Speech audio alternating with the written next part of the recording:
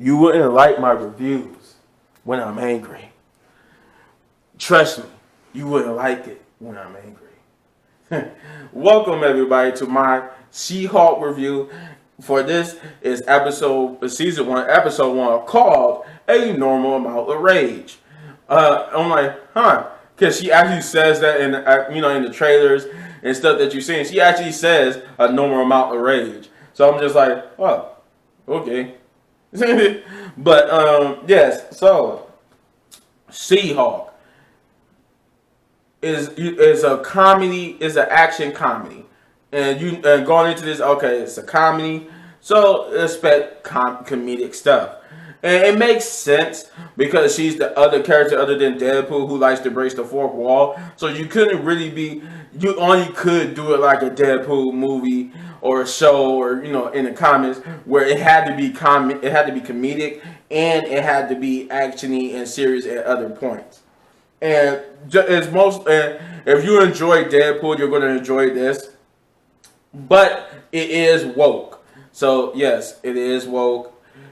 I mean, I don't think that's a big surprise or a spoiler, because if you've seen the trailers, there are scenes that, it's scenes that let you know that it was going to be woke. But synopsis: Jen Walters' world is turned upside down after a freak accident leaves her with superpowers. So let me say something right here. Now, they established this. I forgot about this. They established this in The Incredible Hulk. So I'm like, okay, you know what? You get a pass for this. And what I'm talking about is how Jennifer gets her powers here. So now, another thing that's not spoilers, everybody, pretty much if you read anything about She-Hulk going into this episode, you knew that the way they go to deviate from the comics was, though there is an accident, but the accident doesn't leave her injured to where she needs a blood transfusion, and that Bruce is the only person, that could give her that transfusion. But they do keep it in spirit, because you do find out something about her that's similar to Bruce, where her and Bruce only had that same type of genetic makeup. So it's like, okay. But yeah, I didn't know this because people were talking about it, debating on why they changed it. And then I was like, wait a minute. And I had to think back. I forgot that they showed in the Incredible Hulk, the Hulk movie that's actually canon to the MCU, that his blood can transform you. And I forgot that's what happened with Abomination. That's what happened with the guy who becomes the leader. Remember, they came in contact with his blood, and that's how they was transformed. So in that sense, I'm like, okay, it gets a pass. The way it happened was okay. Though though they did say he would have to investigate more on why that happened. So I guess that's going to be a mystery dragged throughout season 1. But it was chock full of funny and humor. They do in the present back to the past type thing. Like what I mean is they do a kind of when they start to show off with we're in the present and she's already at this point, and then she breaking the fourth wall, takes you back to how we got to this point in the beginning of this episode. So we go back and learn how she become a Hulk. There are some they do answer questions that we've been having since Endgame, and since we found out things about Bruce and Endgame, like they do answer that since we seen the trailer too. They answer how his arm is healed. They answer how he even became, cause we know how he became Smart Hulk, but we didn't know the intricate details of it. Like we didn't know the details of what transpired in those 5 years that it took him to become Smart Hawk, and here we actually not only told what happened what led to it or what he did, we also saw where it took. We also are shown where it took place. Now, you've seen this place in the trailers, in the scenes. So in the scenes that you see in the trailers, they show this place where it transpired.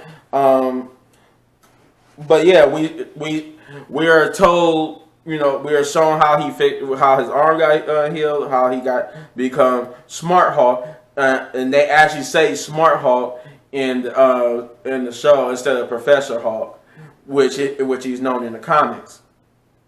And we also, this answers we've been having since Shang-Chi is also answered, or how he could be, how in both the trailers of here and in Shang-Chi he was in human form, where it was thought to be that he couldn't transform back into human form, which he actually can. He actually can, but there's a unique way he does it.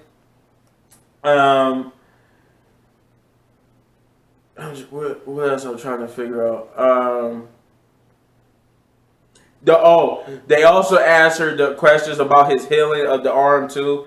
Like, that it's separate. What I mean by that is they show us how. When I say they show us how his arm gets better and he's able to be full muscle Hulk again, it's different from what was letting him to recover.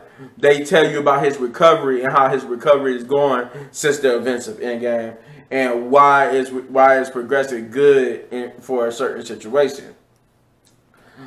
Jennifer's life is turning upside down because she's basically the only thing that's similar to her and Bruce is the denial of wanting to be a Hulk. They do share that in common, but then it gets pretty woke. Once she starts training and all that type of stuff. There are woke scenes in it, but the show is good enough for that. Even though it's woke and it's very much woke. Like, it's not like, oh, it's a little bit of woke stuff and then it's basically good. It's woke, but they found a way to make it woke and good at the same time, to where it's like, I see what you did. I see what you did. You made it's woke, but you made it good, so I could be like, okay, all right, yeah, it's woke enough is to where you just like, okay, come on, let's get that out, get it out your system. Good, all right, let's get back into the good parts. It's not often, but it is there to where you like, come on, it's okay, we get it. Women empowerment. But yes, it is. Other than that, though, I ain't had really no problems with the episode. The episode is good. There is a post-credit scene. It's more of a laugh. It's a continuation of what's been talked about. What was being talked about in the episode itself, and it's a fun little scene. The final answer. That's the last scene. That's the other scene in the show, I should say, that answers a question, though maybe you might not have been asking, but that you've been hearing in the show asking. About a particular character. You learn another particular character help Bruce build that place. And you can see how this particular character has affected Bruce. Other than that, though, it's a fun little action scene. It's an actual fight scene. And then it's like a mini fight scene to introduce her to the world. But then it's a real fight scene, and it's good. But that's where they put a little bit of the woke stuff in it. But it's really good. Yeah, that's about it. That's all I gotta say. Like I said, the only thing I didn't like about this episode was that it's not a dislike, so it's not a negative, but it's just like it was funny, and it is funny. I'm not saying it's not, but it is some jokes. Like, I'm an easy person to make laugh, so it has to be hard on your part to where I could say, that kind of really wasn't funny. Like, And it's not a lot though. It's not a lot. I say in my personal opinion, there were about like maybe 2 or 3 jokes that was just like, huh. Not like in an irritating huh, but it was just like, huh. It really wasn't that funny, but okay. It's not bad. It just wasn't funny. But I would give this show an 8 out of 10. This first episode, a normal amount of rage, an 8 out of 10. It wasn't a perfect 10, but it's a damn good show and a damn good way to start off. It's always good. I'm a big fan of Hulk. He's like maybe my #1 favorite character, Marvel character.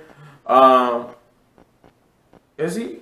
I'm trying to remember. Yeah, actually, Hulk is my favorite character. Now that I think about it, my #1 favorite Marvel character is Hulk. My second is Wolverine. Wolverine is my second favorite Marvel character. And I think like Spider-Man is there. You want to know what? It's actually, this is, before I let you guys go, it's Hulk, Wolverine, Spider-Man, Venom, Carnage, and Iron Man. Like 1 through 6, that's those are my favorites. Cyclops is actually in there too. So I think Cyclops is one of my other favorite characters. But I could go on and on about that before I just go drag on. But anyway, if you enjoyed this video, you let me know in the comments down below what you thought of She-Hulk. If you've seen it, don't spoil it, but let me know. And if you enjoyed this review, you hit this button right there in the upper right corner for all of my reviews. And you enjoyed this review so much you want to support the channel, all you gotta do is hit those buttons, guys. And as always, hit one of these videos for more of my amazing content, gameplay, and Dragon Ball Superhero coming your way next. Peace out.